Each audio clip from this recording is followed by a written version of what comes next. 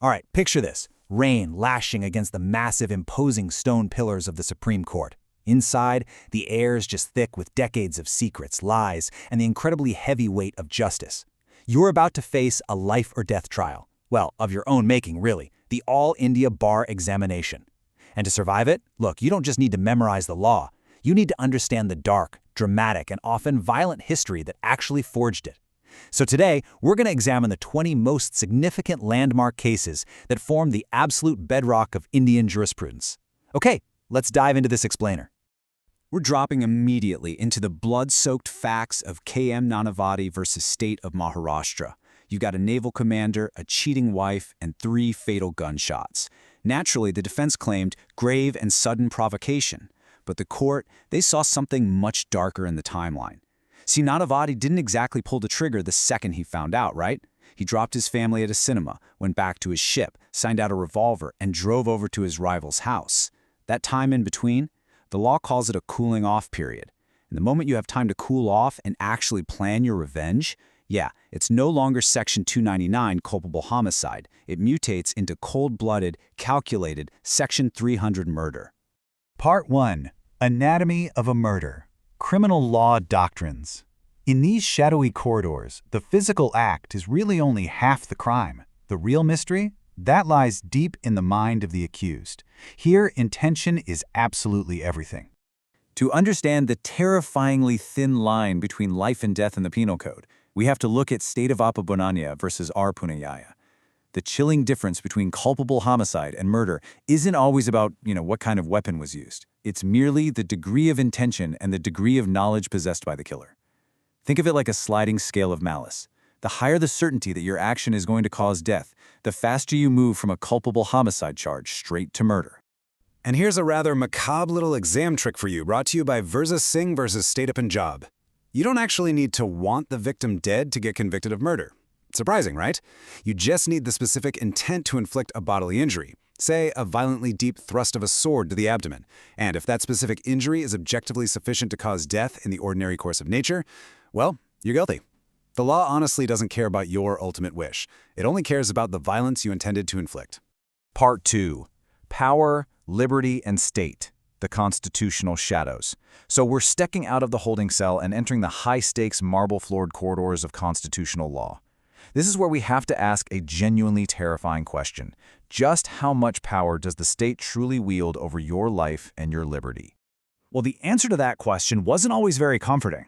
Initially, in A.K. Gopalan, the court took a remarkably narrow view of Article 21. If the state had a law to lock you up, that was enough. Tough luck. But then, along came Maneka Gandhi versus Union of India.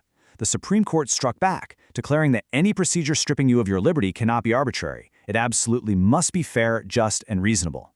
This single, monumental ruling forged the golden triangle of Articles 14, 19, and 21, basically creating our modern shield against state tyranny. But what if the state tries to just rewrite the rules of the game entirely?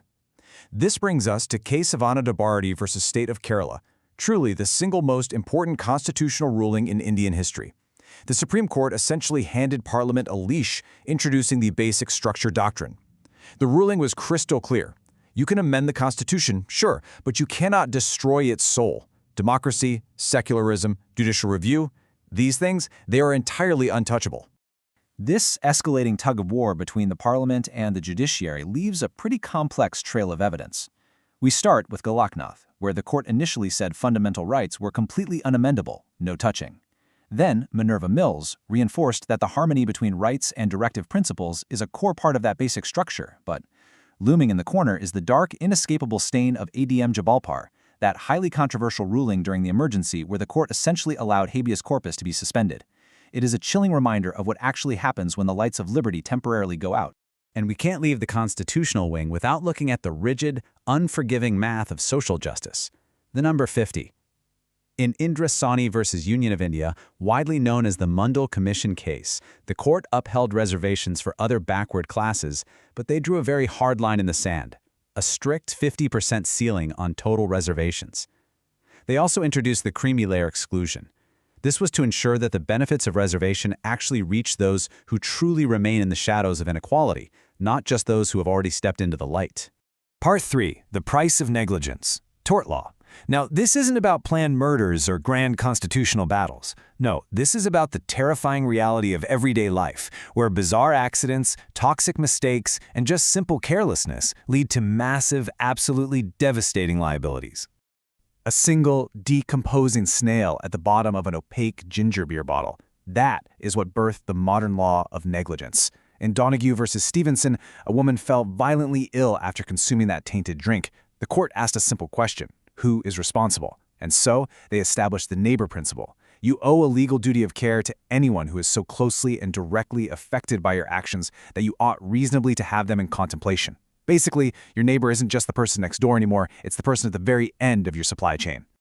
But sometimes, proving negligence just isn't enough, especially when the stakes get lethal. Watch the liability escalate here. In Rylands versus Fletcher, we got strict liability. You bring something dangerous onto your land, it escapes, you pay for the damage, period.